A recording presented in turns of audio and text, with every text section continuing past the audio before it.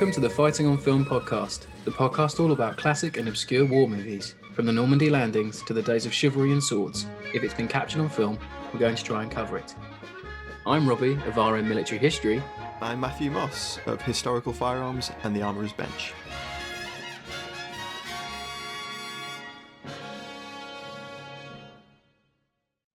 Hello and welcome back to Fighting on Film. This week we're examining a seminal director's epic passion project, which is divided opinion. No, we haven't seen Coppola's Megalopolis. We're of course talking about Sam Fuller's The Big Red One. Released in 1980. The Reconstruction. The Reconstruction. Released in 1980. This week's film was chosen by our fabulous supporters over on Patreon. Yes, and thank you very much. There was quite a heated debate going on in the Patreon pick chat this week. We had Mons, the Seahawk, and Jarhead up against the Big Red One. This was one of your picks, wasn't it? Yeah, it was one of my one for a while actually, which was really nice. So yeah, I think Jarhead was winning for quite a while, and then the Big Red One fans came out in force. So if you want to join the Patreon and get involved in the pick when we put them up, we'd love you to join the supporting cast. You find out all about news and all new things and all goings on at the show.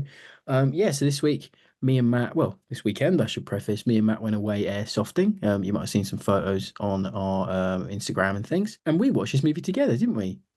We did, bit of team building. And then Rob had the genius idea of bringing his PS2 Mini, or is it Slim? I can't remember. Slim, PS2 Slim. Slim, that's it, yeah. I had one, I just can't remember. Along with him, and set it up on the tiny Travelodge TV. And we avoided having to watch QVC or whatever the hell it is. We still watch QVC. You can't not watch QVC. It's required at Travelodge, isn't it? You have to. Yeah, because we play the... Normally the only thing that works. That's it, yeah. We play the how much is this thing going to be game, don't we? Yeah. You know, so it's like, how much is this air fryer going to be? Oh, £300. Okay. Yeah, it's just passing the time. As we always do, we will kick off with the large question. And this week's large question was one of mine, and it was your most disappointing war film. And I prefaced it with, it might not be the worst or accurate, but always one that doesn't make you angry, just disappoints. You know, like when you're a child and your mum and dad would say, we're not angry, we're just disappointed. And you would crumble like a pack of cards. It's the worst thing anyone can say. What is it about disappointment? It's just so powerful. I don't want that. You don't want that. You know, be angry at me all you like, but don't disappoint me. So what were your disappointing films? Kicking us off is the Damcasters, the Aviation History podcast. Go check those guys out. They do some cracking work. That's Matt Bone. Really interesting. Great YouTube channel as well. He says Red Tails 2012, but we may have already discussed this. Go back and listen to that episode if you haven't. It was a cracker. And he said this honourable mention for Valkyrie 2008. I quite like that film. I like the cast. I like the cast. Yeah. World War II Supercut says The Imitation Game, cracking Enigma was one of the most important events of the war, but the movie barely mentions the Polish code breakers who made it possible and presents Turing as someone who couldn't work with people. I understand. I'm with you there. No, a lot of people that don't like The Imitation Game. No, it's a shame. Not at all. Not fun. Tony Cowards just gets his tarnishing brush out and says most modern war films, to be honest. Good Lord. Deary me. David Patterson says Forgotten Battle, a decent film telling a good story, just not really about the Battle of the Scheldt. I have to kind of agree there. I hate that film. Adam Christian goes with two Canadian efforts. He says Hyena Road and Passchendaele, both are horrible attempts by Paul Gross to show the Canadians in war. Yes, there are some good scenes, but not enough. We are desperate need for a solid film about Canada at war. Throw in The Contractor. Could have been so much better. Yeah, Hyena Road's weird. It's a strange film. I didn't mind Passchendaele. Didn't mind it. No. Didn't mind it. No, it's just one of those things.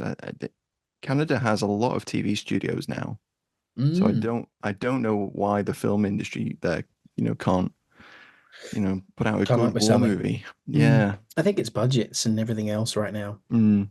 Projects seem to be in a bit of limbo everywhere. Kerry Thomas says Dunkirk 2017. No wonder Tom Hardy had to glide his Spitfire in. There wasn't an engine in it. Right, we love a Dunkirk dig on the show. Long-time listeners. Battlefield Design says Fury, really promising start, and then that ending happens. Oh, we like Fury on the show, don't we? Yeah. We kind of like it. Got a soft spot for it. Joseph Ricky says, Battle of the Bulge, Fury, and Flyboys have to be in competition for the last films I'd ever choose to watch. Oof. Blimey. I No, I mean, mean, yeah, to be fair, I would say Battle of the Bulge and Flyboys, but not Fury, bless it. those horse scenes in Flyboys, like, come on, Mm. great stuff. Paul Burns says, does Braveheart count as a war movie? If it does, then this is my choice. Yeah. I haven't seen that in years. No, I know. I try to avoid it. My It's just only too long. memory, my only memory that comes with Braveheart is that there was a Pizza Hut in Glasgow that we used to always go to when we'd go and visit family, and they had Yeah, a signed Braveheart poster in the lobby. of course they did. One of the only things I remember. Straight to the salad bar. Yeah, it did overlook the salad bar, actually, I think. The only bits of Braveheart I remember is the opening bit where he goes ham in that little fort made out of sticks, It's cool. and then the bit where he shouts freedom, and Of then the bit course. where his heart gets cut out. Spoilers, and Mm, that's it. yeah. I like his battle Because with the that's the Scottish film, isn't accent it? as That's the well. That's entirety of the quite a good film. one. Kevin Getz says, "Wind Talkers, great opportunity, totally blown." Oh, just gotta love how bad Wind Talkers is. You Love got to how listen bad to it our is. episode about Wind Talkers. Yes, Matt has some classic quotes. The Sophisticats review goes with Black Hawk Down. There, I said it. Ooh, contentious one there.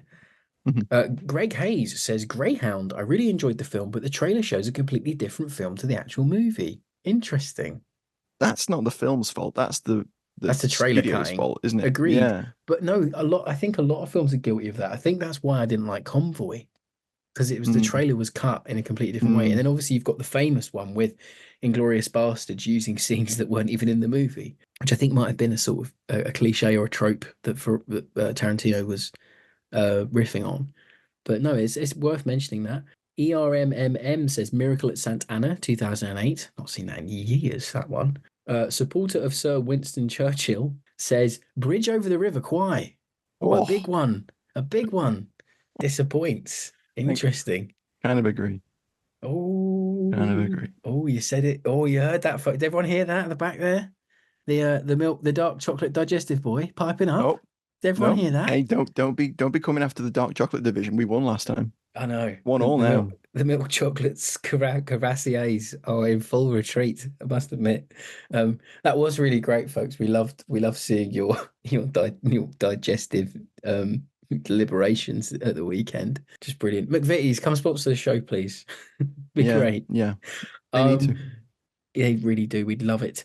And then rounding us out this week, we'll have Dean Barden, who says, Apocalypse Now, lots of fandom and hype, does not deliver, and lives on a couple of great scenes and lines. Oh, oh. Good Lord.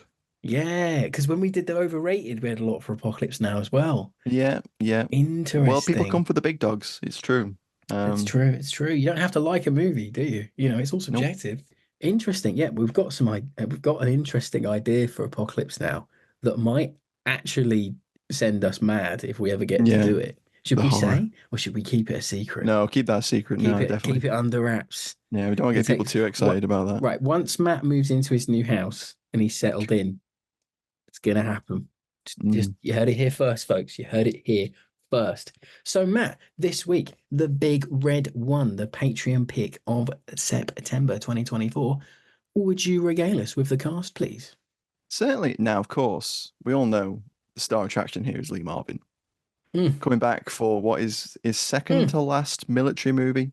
So And his began acting, fifth to last movie he ever did. yeah, began acting in 1951, appeared in Eight Iron Men in 1952, The Glory Brigade in 53, K Mutiny in 54, Attack 56, The Professionals, great film, in Mm, 1966, Dirty Dozen the following year, and he won Laurel Awards for Best Action Performance in both of those. Sergeant Riker in 1968, and Hell in the Pacific, and then finally in 1986, Delta Force. yes.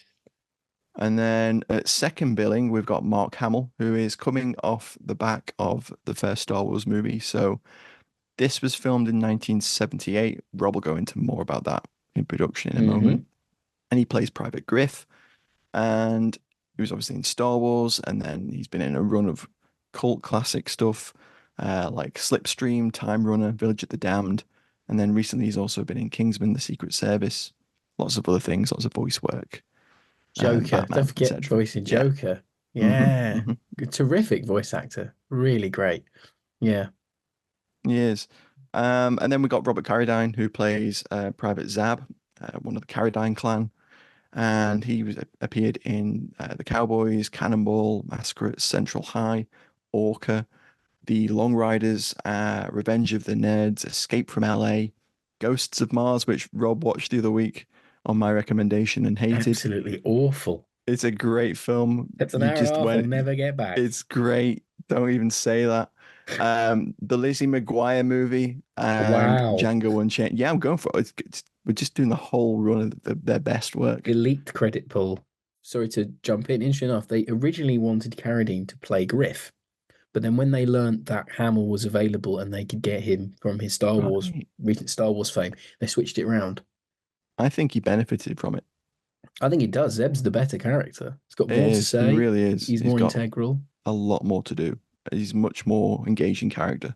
Yeah, Carradine gets the wisecracky nature of Zeb, maybe more than Hamill would. And then we got Bobby DeSicchio, who plays Private Vinci. He appeared in Spielberg's 1941, The Philadelphia Experiment, Maniac Cop 3, Wow. Badge of Silence, All Dogs Go to Heaven 2. I love the Christmas Carol version. Do you like that one more? Yeah. You an Had OG. that had that on video. It's amazing. Did you? Okay. Fair enough. Fair enough. I Yeah. always get sentimental at Christmas time. See, it's in my head. It's the Good songs. God. He was also in episodes of The A-Team and Equalizer. Oh, what one? Um, Did you find out? no, I didn't. Oh, love the Episode Equalizer. names mean nothing to me when it comes to the Equalizer. I've just seen them. I just haven't looked at them. If there's ever a FOF spin-off, the Equalizer might be a series we'll have to do. We Yeah, got other ideas. We got we other do. We ideas. actually do. Stay tuned, Oh yeah. folks. We actually do. If we can get around to making some time to record them, it'll Yeah, happen. yeah. Kelly Ward as Private Johnson. He appeared in Grease. He was in MASH, Magnum PI, The Waltons. Later worked as a screenwriter, working on a lot of cartoons and kid shows, and Hmm. actually was one of the screenwriters on All Dogs Go to Heaven too. Oh, oh, my nostalgia overfloweth this week.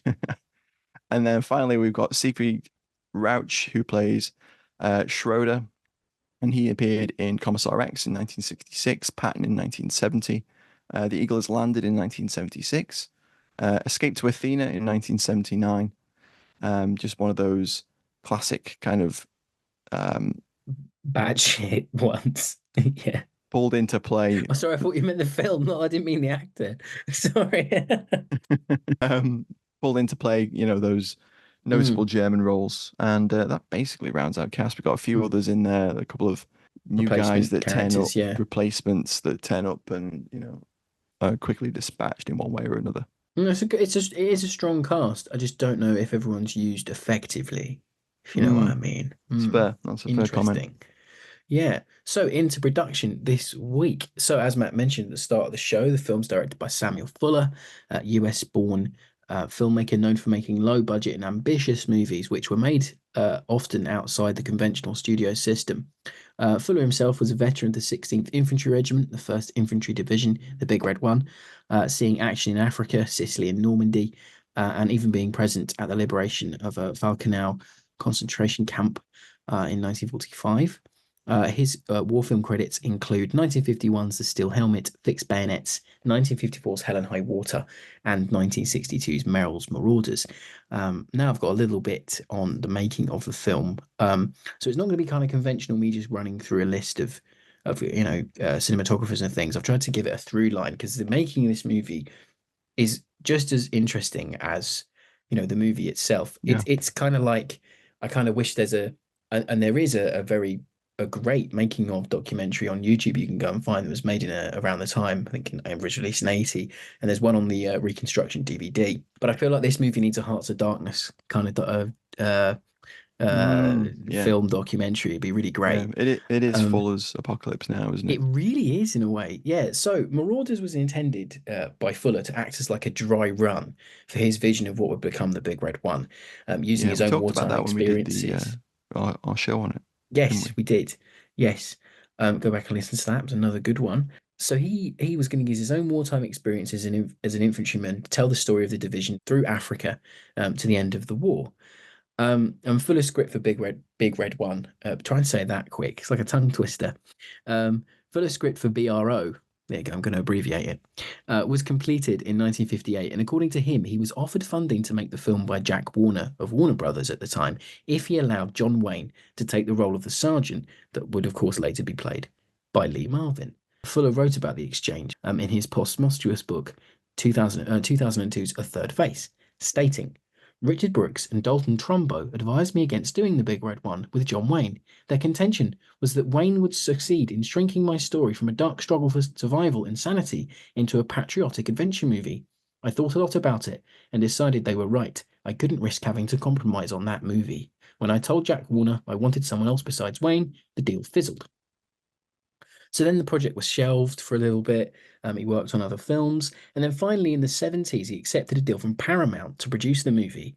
But then the deal fell through after the then head of the studio, Frank Yablans, left.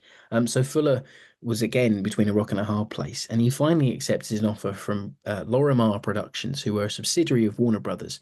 And the film went into production in 1979 with a very, very small budget of $4 million. Filming took place in Israel, Ireland, the Big Bear National Park in the United States, and Fuller spoke of the crew and cast with admiration in his 2002 book.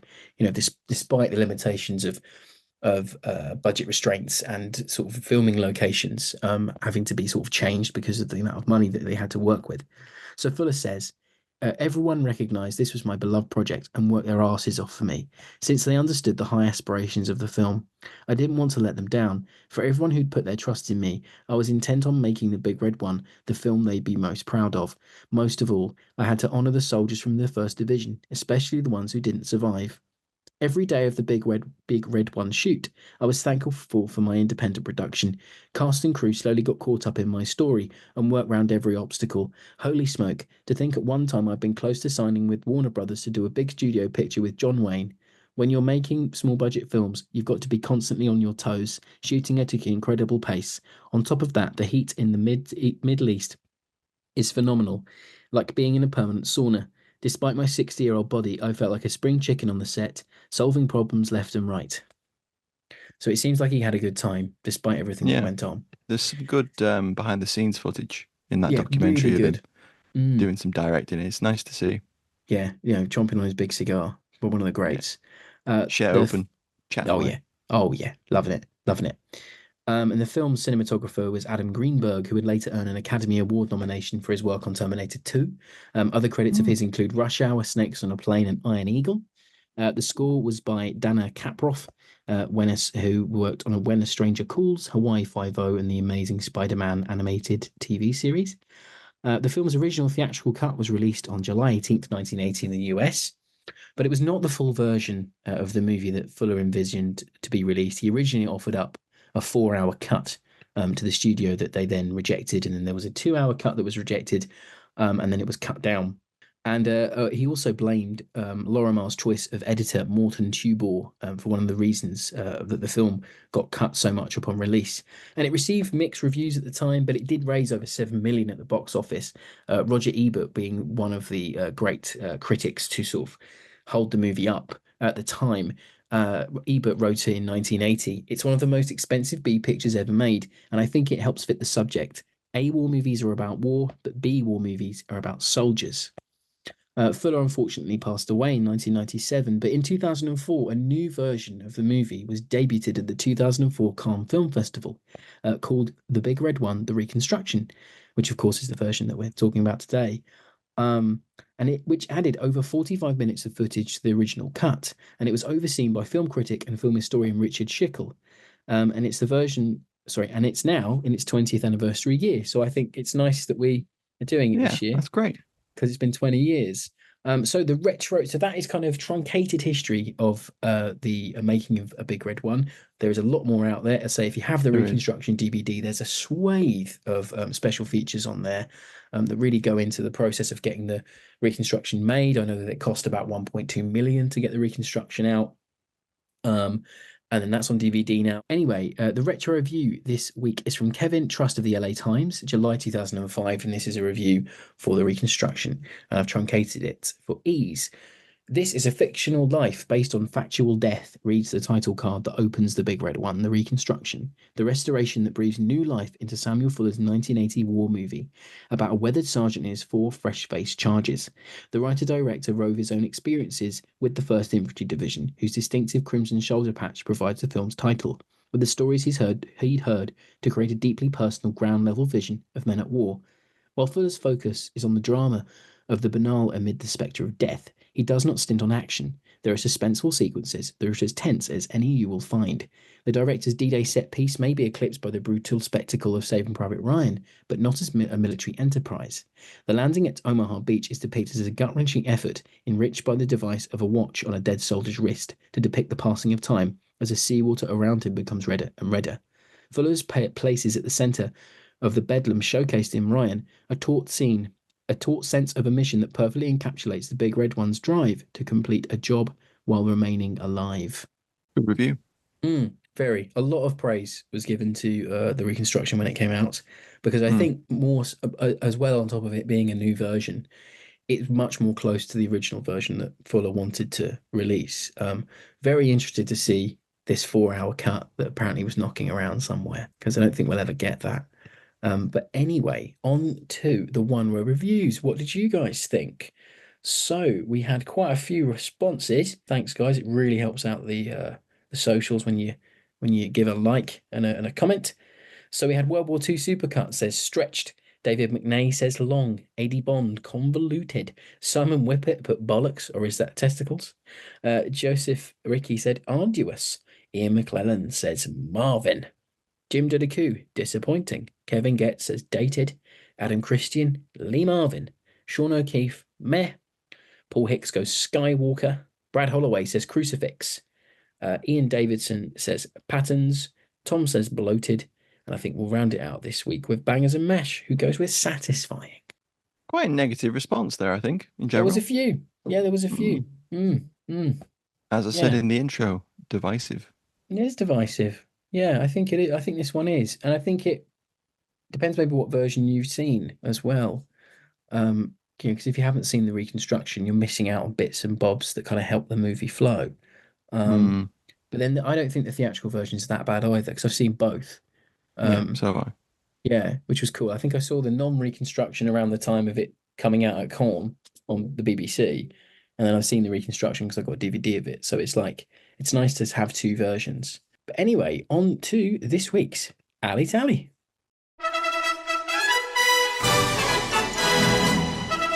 It's time for Alley Tally on Fighting on Film. This is 5 to Alpha. Contact now. Agreed. 852-676. Approximately 4 tanks and 10 APCs moving directly towards the wood. I'm observing. Over. Hello, Sunray. Fighting on Film has partnered up with warfaremedia.net to give our listeners exclusive discounts on a range of high-resolution Cold War adverts, propaganda, and recruitment posters. From blowpipes to nuclear threats to weapon schematics, Warfare Media has you covered. Visit warfaremedia.net today and use the code FOF20 at checkout for 20% off high-quality Cold War posters. I repeat, FOF20 at checkout. Over. Roger, out to you and take action now. Send us SITREP as soon as possible. Over. The floor is yours, Mr. Moss. I think I'll go with Lee's US Mark I trench knife. Well, it's very cool at the start, isn't it? A recurring sort of theme as well. So yeah, the film obviously opens on November the 11th, 1918, and Lee kills a surrendering German, which is very contentious, obviously, with one of these trench knives because a spooked horse destroys his 1903 Springfield. I like that there's a little stripper clip attached to the stock, for easy access. Yeah, it's nice. That's a nice touch. Nice. I wonder if that was a Lee touch. And then later on, obviously, we see the trench knife again later in the film a couple of times when he's given another one. It's not the same one, but he's given another trench knife. That's really cool. I also like the inclusion of Bangalore torpedoes. We get to see the Bangalores Yes. on Omaha Beach.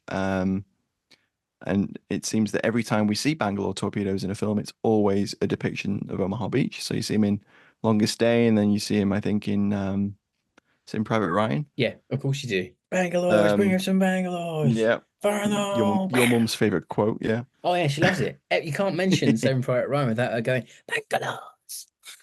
Literally like that. Love And it. she has to gesture with her hands as if she's moving a Bangalore up.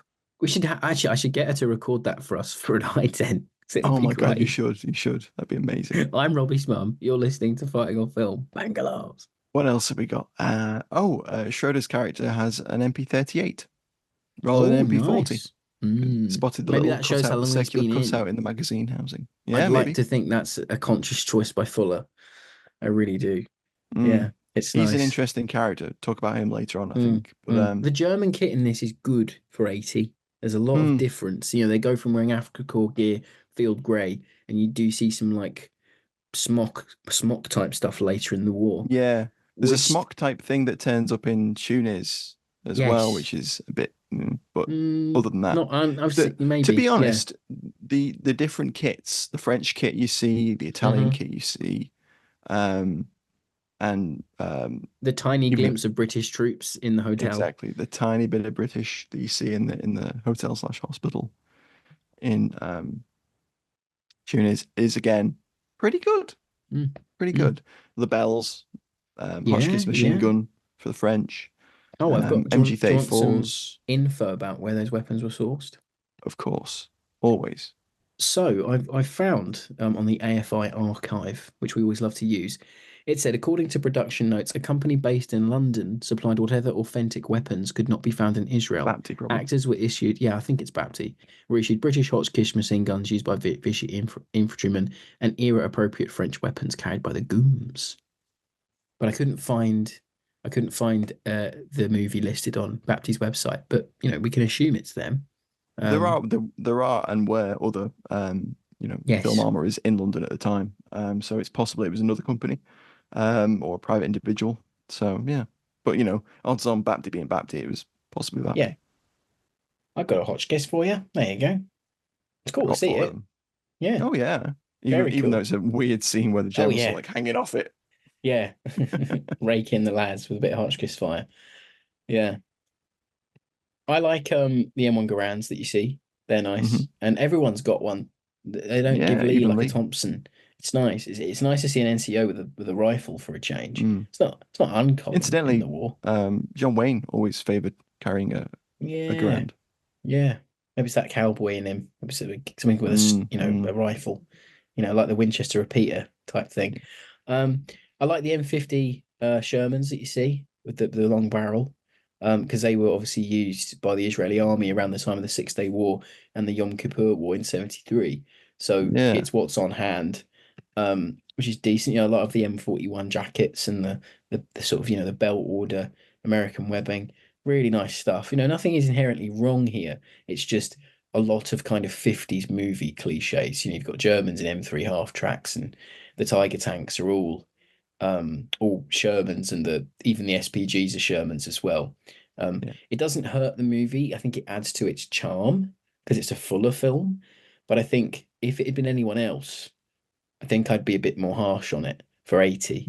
I just think because I sort of caveat my whole opinion of the movie knowing how the movie gets made. I'm not as harsh. And I think there is a lot of things it gets right in terms of Ali. So yeah, makes an effort, doesn't it? Yeah. Am I right to go in some of mine, or are you still going? Yeah, no, go for it. Cool. So I've got a couple. So I love Fuller's little cameo as the war correspondent cameraman. It's a really nice inclusion because Fuller did shoot footage on a 16mm camera that was known as the V+1 footage. That was later incorporated into the French documentary Falconel, The Impossible in 1988. Falconel, sorry. It's nice to see a war correspondent patch 2 weeks in a row. What patch was it, Robert? It was a war correspondent square patch with the circle US war correspondent thing. And I couldn't tell if it was a subtle green one or not. Um, don't worry, It was that's too not. subtle. It was too subtle. That's my alley pick, though. It's not my Okay. alley pick. My alley Ooh. pick, and it's not a weapon or a piece of kit this week, but it's something small. So during a Mm. sequence around halfway through, just after the Omaha Beach scene, one of the replacement characters called Kaiser is reading a copy of Zab's book, Dark Deadline, Yeah. which is like a mystery book, I think. And the Yeah, like a book, noir. the name of the book and the actual content is irrelevant, but the book itself is an Armed Service Edition, an ASE, which were pocket-sized rectangular books that were issued to GIs in their millions. And when I mean millions, 122 million to be precise, of these things were Oof. made during the war. And there were over 1,200 different books produced during the run. Um, and they were really really popular because they could fit in a pocket. They were tradable. You could there were always new ones coming out, and they're quite collectible in their own right. They were printed on an A4 sheets of paper, so you could slice them in half and make two from one print run. Really interesting. I think they're really cool. I wrote a big article for it for the Armorer of Rest in Peace. The Armorer, it's a Mm. brilliant magazine. Rest in peace. But no, I love Armed Service Editions. I think they're so cool. And to see one being a prop version of one of the movies is just really rare. And it's nice to see soldiers just doing soldiery things like reading and just chilling out, because that's something that movies don't often do. Um, Mm. Yeah. it's a thing that video games don't really do either. Like I read a really interesting quote from a game designer once who had I forget what the historian, but they had a historian and some soldiers in to help them with making the game. And you got all these game developers going, oh, well, I've made animations of them like checking their guns and checking their kit. And the soldiers just went, we just would rest. We just chill out because, you've fought a hard battle. The last thing you want to do is make sure your gun's still working because you want to have a rest. And this movie gets that as well, I think, because Fuller's been there, he's done it. It adds a little layer of authenticity. Um, it's just nice to see an ASE. Because we've not talked about them on the show, and I just think they're really cool. So that's my alley this week. I do think it's Yeah. alley to have an ASE It is. in the film. Probably one of the very, very few depictions of one on screen. Very few. Yeah. Yeah. Good pick. Thank you. Just trying to think of anything else. Oh, bazookas. There's two different types of bazooka. You got an M20 Super Bazooka, which is apocryphal, and then you got an M9 Bazooka, which isn't. No, It is wartime, so that's it's good. nice. And Yeah, there's M43. They're in either M51 or M43 jackets later on in the Bastone in the bulge scenes, which is cool. Nice little change. Doing what Banner Brothers got loads of kudos for doing like 30 years before, which is nice. You know, so I always see Banner Brothers cited. Oh, this movie gets kit really well. I'm like, there were movies doing it before, just not that many. I think maybe the Israelis were wearing them or had them, Quite possibly. Yeah. perhaps. Or the fact they're filming in America helped because I think the Mm. the bulge scenes are filmed in Ireland, so maybe that helped Yeah. as well. Or was it filmed in the The national Big park? Bear Park. Yes, it must. Yeah, Sorry, maybe of there. course, it must have been there. But it's It was nice cold to enough. see it. It adds a Yeah. lot. It's very Real snow small as well. thing. Real snow. Yeah, it adds a lot. And I think it's really nice. I agree. Mm, Should we move on to favorite scenes? I think we should. Yeah. I'm Captain Dale Dye, and you're listening to Fighting on Film. I got my cock. Yes, I knew. When we were watching this in the hotel, me and Matt just turned to each other and gave each other a little sly look. And I went, I know you're going to mention it on the show. Like I couldn't contain him, folks. No, I said at the time that's definitely going is my favorite scene. Mm, Yeah, there's a great scene where one of the replacements is badly wounded mhm. by an S mine, I think, booby trap, and Lee comes over and he tells him, "Oh, you've been wounded by a mine that castrates you," and he's like, "Oh my God!" That guy's like freaking out. Says cock like a dozen times, Yeah. and then Lee checks for him and says, "No, you're all right." And then the replacement, I think it's Kaiser, Private Kaiser, kind of just rejoices with like, "Oh my cock!" Just a great line. Doesn't Marvin like essentially throw away one of his testicles? Yeah, throws one of his testicles away. He does, yeah. He's like, that's why Don't we worry, gave you've you got two. two. It's like just proper Marvin wisecracking. Brilliant. And Amazing, isn't it? I'm sure he saw worse things on Saipan, bless him, Oh, you know, definitely. without a doubt. Yeah. Amazing What about favorite you? scene this week. Amazing, Matt. Incredible. Oh, my So second, my okay. second. Okay. I'll just throw this one out No, there it's for fine. people who don't accept the cock scene. The synchronized shooting of the SPG crew Things you in thought you'd Italy. never hear on your podcast when you started it. You've nearly done this for 4 years. Jesus. It's our 4th-year anniversary next month, by the way. It is October, yeah. Wow, incredible. So yeah, they're my two. What about you? Okay. So mine is another Marvin moment. So it's when Marvin and the rest of the squad are flushing out the sniper in Sicily. And Yeah. there's some great dialogue in that. So he goes, I want a transfer, Vichy says, and Marvin goes, okay, Vichy, you're transferred to the point. And he motions him up the street as if they're like after you. And they say, you send a guy up and see if he gets shot. That's what you do, that West Point taught you. Mhm. And then Miller, Marvin's on top form, laying down cover fire, moving up. It's one of the more gritty, I think, well shot sequences for me. Well 'Cause it's choreographed, isn't it? Yeah. like tight little like stairwells and like every window could be a sniper. It's really good. Um, and there's another piece of action in that scene where Marvin throws a grenade around a corner. Yeah. And the German with a stick grenade's waiting, and he sort of panics and holds the grenade, and then you see the explosion. Um, and Marvin goes around the corner, and Vinci had been covering the German with his rifle in a doorway, and he goes, "Bravo, bravo!" And Miller replied, "Keep saying Miller." Marvin replies, "You had him in the sights all the time. Just wanted to see me sweat." It's delivered in the Marvin deadpan, monotone way. Vinci says, "Punishment for transferring me to the point. May I be transferred to the rear echelon?" And Sergeant says, "You're transferred back to the point." And the scene moves on. It's a really quick little 3-minute sequence, but it's really well shot. There's good jeopardy. There's good sort of interaction between the squad. Like by this point, they fought well enough to sort of know each other, and Marvin Yeah. sort of trusts them a lot more. He's a lot less harsh on them than he was at the start of the movie. He's got a softening to them a little bit. I really like it. It's a good little fuller shot action sequence. Um, but yeah, I think final thoughts. I like that scene. Just before Hmm. we move on, I like that scene because it's another example of the dichotomy between the Americans and the Germans. So throughout the Yes. film, Fuller builds this comparison almost between Schroeder's character and Marvin. They're like two sides of the same coin. They are, yeah. There's certain lines that mirror each other quite well. There's Mm, there's a bit where they talk about murder. Like Lee's character says, "We don't murder, we kill." yes. And then the German character says, "Murder, killing, it's all the same." So Hmm. this Mm, ongoing dichotomy, and it's the same with the way that they approach that corner. So they're on like the mm, right angle of the corner, and Lee pulls the pin on his grenade. The German's like fiddling with his stick grenade, and they're both thinking the same thing through the corner around, the grenade around the corner. yeah. But it's Lee that comes off the better There's a lot man, of of duality in course. this, Mm. knocking And around. I like that aspect of this film. Mm, It's one of the things that I can see where Fuller was going with it.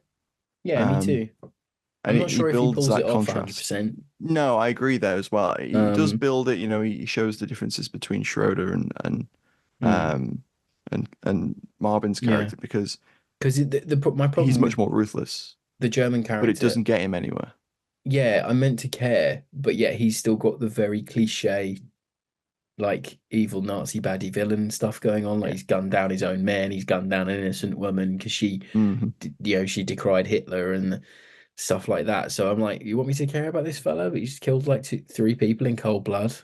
Hmm. So I'm like, okay. And I have the same with Marvin as well, where I'm like, you want me to care, but he's like killed 2 people when the war's over. I'm Yeah, like, yeah. He's got prior. Yeah, So he's yeah. got previous, yeah. Interesting.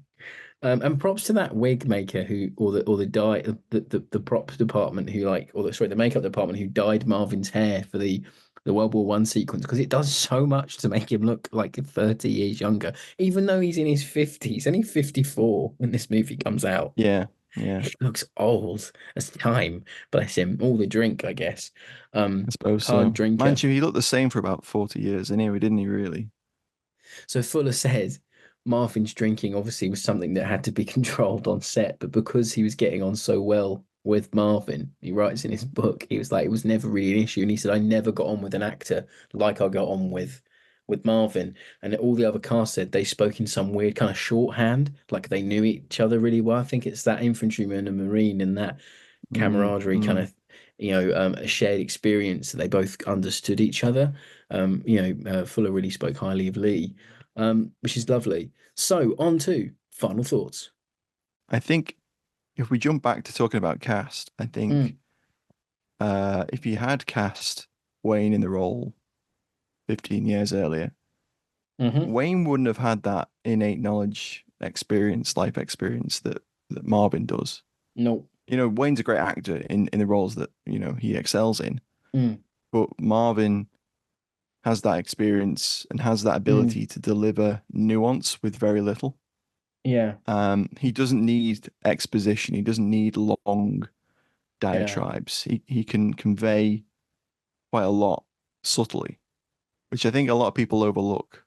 No, I think they do. And Fuller wasn't 100% damning of Wayne as an actor. He said there's movies he works in.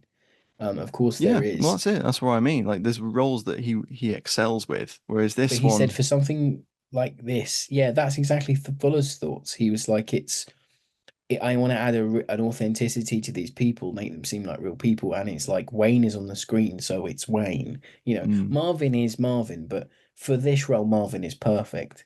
mm, I couldn't think of anyone else in 80 that I would have had over Marvin, really, you know, unless you're gonna like cast a very early Sly Stallone, perhaps. I don't know. I'm just interesting. thinking of like other kind of tough guys in that era. But no, you are right there. This movie gets the casting almost right for me. I think Hamill is a bit of a stunt casting, and I don't really Mm, think they knew what to do with him. So he has this whole thing of being a bit cowardly, doesn't want to shoot anybody, finds it difficult, which is fine. But then I never connect with him like I connect with Zeb, you know, or yeah, yeah, or yeah, Vinci's character. I never really connect with anyone else. And I kind of think it kind of hurts the picture because I'm not sure yeah. you need Hamill. And that's not putting him No, he down. I just don't know doesn't if you really need have a, him. a great deal to do other than No. be Moral the scared, compass. Yeah. yeah, kind of moral compass, but the the scared in action character, which is realistic. That is a Of completely normal course. and natural response to being in a war in combat. Mm, mm. Um, but I don't think we have enough of his character base to really sell that. I don't think No. we have any explanation of why he's like that. Now, I'm going to caveat that by saying that Fuller himself has said in that documentary, in fact, um, that he doesn't want to explain these characters. He doesn't want to give backstory.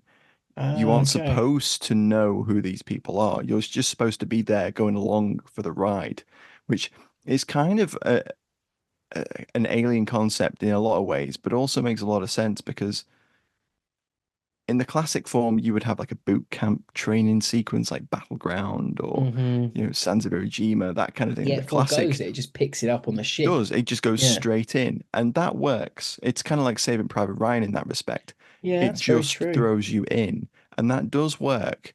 But there's elements of that where you don't get enough character building with Hamill's character in particular.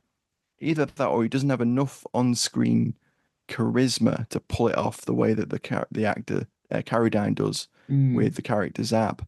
Because this is He, only really his second well-known role, yeah, really, yeah. isn't it? And Mm. that's not putting him As you down. say, stunt casting, definitely. I A agree. bit. Well, definitely from the studio, from someone like Lorimar, trying to grab him in. Not to take away from Hamill's abilities. I think No. he's a decent actor, but I don't think that this role has anything particular, especially with Mm. the climax of his characterization where they're in the concentration camp and he encounters that German hiding and he Yes. fires his rifle, until it's empty and then reloads and fires again.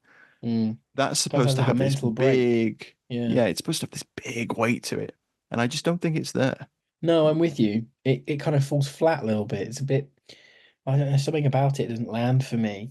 Like Mm, I've got it here where Big Red One for me has always felt like a 50s war film shot in the late 70s because obviously it was conceived in the 50s. And Yeah. Fuller has this way of doing things. And there's a lot of Fullerisms in here. You know, it takes the grenade scene from Merrill's Marauders. There's Lip Check, which is like another Fullerism. He uses Lip that check. name quite a bit. Lip Check, yeah. I like this movie, but I don't love this movie. I've always come away lamenting about what could have been. Like, if the studio was right, the timing, the budget, locations, actors, everything. If it had Yeah. been, if this had been like the fixed Bayonet with 3 times the budget, I just wish Hmm. I'm seeing, I want to see the version of Big Red One with Jack Palance in it. That'd be great. Yeah. Yeah. Plants would have been really You good. know what I mean? Like I do. I basically want Attack, but I want it the Big Red One. If you know what I mean, in that kind of regard. And I don't think it being a 50s war film in a 1980s shell is the problem.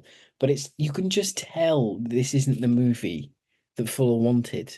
Even in the Reconstruction. I'm still not sure if I think the Reconstruction saves how I feel about the movie. I think Mm. it adds a lot to the runtime, but I don't necessarily know if that is needed. Like as a piece of film history, and finishing a movie that a director never got to finish themselves in the way they envisioned is a beautiful thing to do. Really lovely. But I don't know as a movie still if it works for me. And that's why the large question is disappointing movies, because this is a movie that's always disappointed me, but Not for not lack of because trying. not for lack of trying, not for lack of want or care, because clearly it's there. But there's just something holding this one back for me. Like, and we've mentioned about the characters and everything else. But Marvin, for one last big war movie, hurrah for Marvin! Because I count this over even though I say all of that, I count this over Delta Force because Yeah. that's not really a Marvin movie. He's there for the name, for the for the DVD cover, the video Hmm. VHS cover. Um, it's a good send off for him. He's got so many great one-liners. He's chewing the scenery when he needs to. He's being sort of somber and Marvin when he wants to be, and he just has a way of delivering lines that no one else could pull off. These deadpan wisecracks that really cut through the Yeah. seriousness and tension of scenes. And he has some great somber moments as well, where he takes the child in the death camp and he sort of tends to him and cares for him, and then he unfortunately passes away, and that really affects Marvin. And he gets some good sequences of Marvin actually acting, which sometimes I don't think he was really allowed to do because he became a caricature almost of himself on screen at sometimes. But this Yeah. is a really great movie for him to go out on, and I love it for that. And then you have like the duality of battlefields being fought over twice, the duality of the German NCO, the being the man that Lee and the squad chose to save, those themes of survival and everything else that comes full circle, you kind of end where you start with death. I really appreciate that. My dog's just making himself comfy if anyone heard that. But it's doing great things, but it still doesn't kind of click. It's like Hmm. the biggest what if this movie for me. And it's really interesting to sort of the patrons chose it in its 20th anniversary year. I just think Yeah. it's a It's very good, isn't it? interesting one. Yeah. There's just something that never clicked for me here, but I Hmm. appreciate it. Yeah. Yeah, There's a lot of scenes in this film that make you wonder, did this happen? I And know. then Yeah. you read Fuller's book or you watch interviews with him and he doubles it down on them. Like Mm, the general on the Hotchkiss or yeah. the fighting actually inside the concentration camp. We looked into that. We couldn't Couldn't find an verify that official one way line or on it, another. could we? No. But again, not our area of expertise. Best to Mm, admit that. Yeah, I agree with the dualities, and I like those, and I think that they do work really well, and it tries to show the yeah. parallels, but also the differences in It's got heart, the is maybe what I the meant to say. approach. Yeah, it does have heart, and it tries to be a very humanistic film Mm. in the way that it shows men in war. Men in war. If you remember that Mm. episode. Yeah. Um, the way it does it is it just kind of plonks you into their war and you follow them along. But while it's nice to see the progression moving through the theaters, Africa, Sicily, Italy, France, Bulge. Germany. Yeah. Yeah. The problem with it is it doesn't and not for lack of runtime. It doesn't really give the characters a lot of room to grow. Yeah. And I think, as I said earlier, that is purposeful on Fuller's part because he's trying to reflect these men and the way that they coped with being in a highly stressful situation, i.e., men in war, Yes. by showing these characters as being hardened. They're not interested in getting to know replacement troops, etc. There's other telling scenes. I think it's really interesting that throughout Lee's character has a lot of interaction with children.